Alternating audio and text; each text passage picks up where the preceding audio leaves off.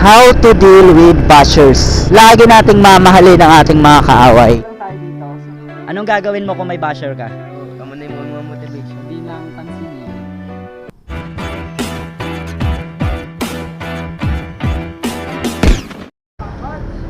Why pa? Why pa? Mga players ko, mga kapatid sa basketball. Si Aminin. Mana ni sao? Masaot? Masaot ni sao? Wala, yun yung nagsaot yung magina mo. Ano yung saot? Ba't sa karaman to? Iyay. Ah, sakara sa sinda? Sinulog. Ah. Tayo, mauna ko sa inyo. Mauna ko sa inyo. Bye bye, bye bye. So guys, kakaiba yung ating vlog ngayon. Pagkat meron tayong pag-uusapan, mga kapatid, how to deal with bashers. Yun yung pag-uusapan natin ngayon, mga kapatid, ano? Kasi as a content creator, mga kapatid, kahit sabihin na nating baguhan pala ako sa larangan ng YouTube, mga kapatid, shoutout sa YouTube, mga kapatid. Mga 4 years ako dito, mga kapatid. Tita, shoutout Tita Ida to. 4 years na ako, mga kapatid, dito sa YouTube. And I've gained 4,000 plus subscribers, mga kapatid. At bago pa lang ako engage, mga kapatid, sa Facebook. Kasi mas nakafocus ako, mga kapatid, sa YouTube. So, mas focus ako sa YouTube. That's why kung titingnan mo yung aking Facebook page, konti, mga kapatid. Ngayon nga lang yan nadagdagan eh. Last time yung Facebook page ko, mga kapatid, 300 lang. So nung time na medyo nag-focus ako, mga kapatid, sa Facebook, tapos yung mga video ko, mga kapatid, sa YouTube, pinuputol-putol ko, din nilalagay ko sa Facebook, mga kapatid. Good thing na medyo dumami yung ating followers, mga kapatid, sa Facebook page. So as I'm saying, mga kapatid, na kahit ako ay baguhan sa content making, mga kapatid, meron na akong tinatawag na bashers. And I know, mga kapatid, all of the content creators, lalong-lalo na yung mga matatagal na nagbablog, ay nakakasagupa, mga kapatid, ng mga haters or what we call bashers, mga kapatid. So kahit ako ay baguhan pa lamang, sana, mga kapatid, ay pakinggan nyo po ang akin pong advice kung paano po i-handle ang mga bashers or haters, mga kapatid, based on my experience and based sa salita po ng ating Panginoon. So according to the Bible, mga kapatid, sabi po ni Jesus Christ, love your enemy. Love your enemy. At sinabi pa dyan, mga kapatid, pray for them who despitefully use you.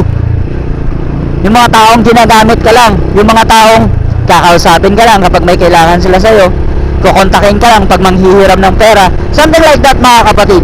Sabi ng Panginoon, pray for them. And sabi ng Panginoon, love your enemy, mga kapatid.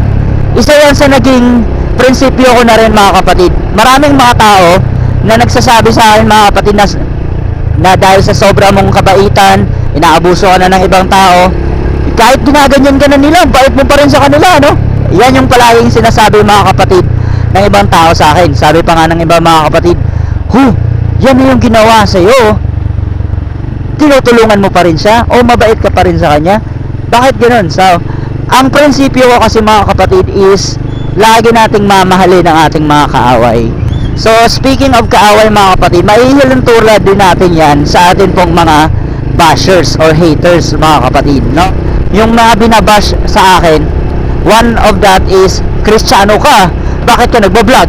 Makamundo yun. Tapos may nagbabash din na, China bike naman yung motor mo, sana mag-upgrade ka rin ng motor. Di ko i-upgrade tayo ng Panginoon, mga kapatid. Di praise the Lord. Di ba? Di thank you. Siya pa yung ginamit, mga kapatid, upang ma-remind tayo na kailangan natin mag-upgrade, mga kapatid. But for now, kailangan natin makontento kung ano muna yung meron tayo. Alam nyo ba, mga kapatid, kung bakit hindi tayo masaya? Alam nyo ba, mga kapatid, kung bakit nalulungkot tayo? Dahil hindi tayo marunong mag-appreciate ng mga bagay na meron tayo o mga bagay na nasa atin na, mga kapatid.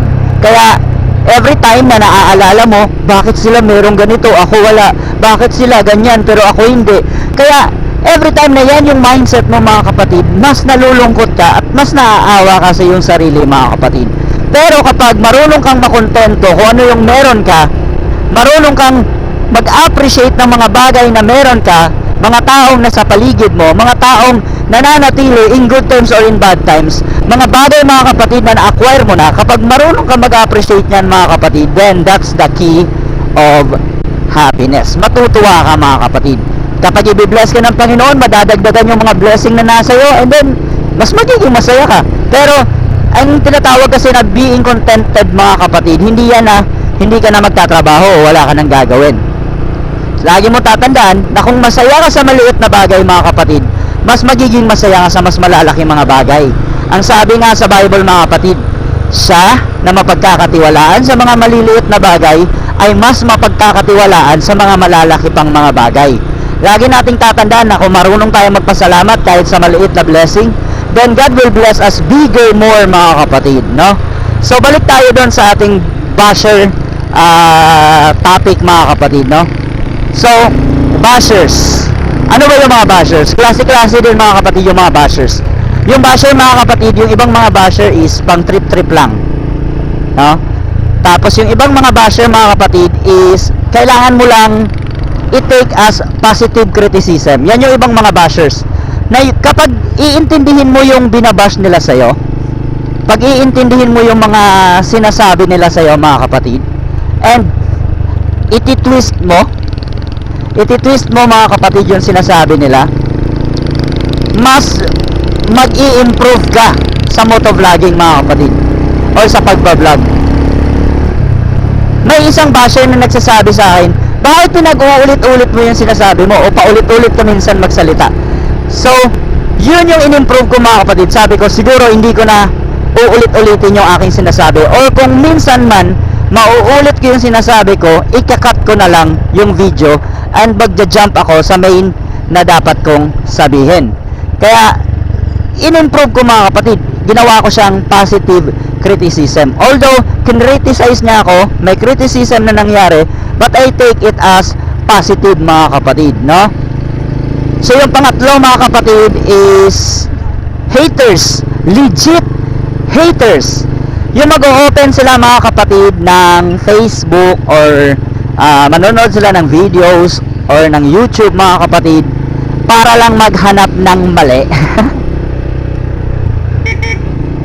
Shoutout John Jem. So wala siyang ibang gagawin, shoutout, kundi maghanap lang ng mali. False finder kumbaga. Hindi siya marunong mag-appreciate ng mga magagandang content. Yung panonoorin niya lang mga kapatid is yung mga pangit na content. Diyan sa Marilaki mga kapatid, sa Manila, meron dyan mga kapatid mga photographer na nag-aabang sa kurbada. Alam nyo ba kung anong pinaka-aabangan nila? Aksidente. Naka-on lang yung camera nila mga kapatid, naghihintay ng may maa-aksidente.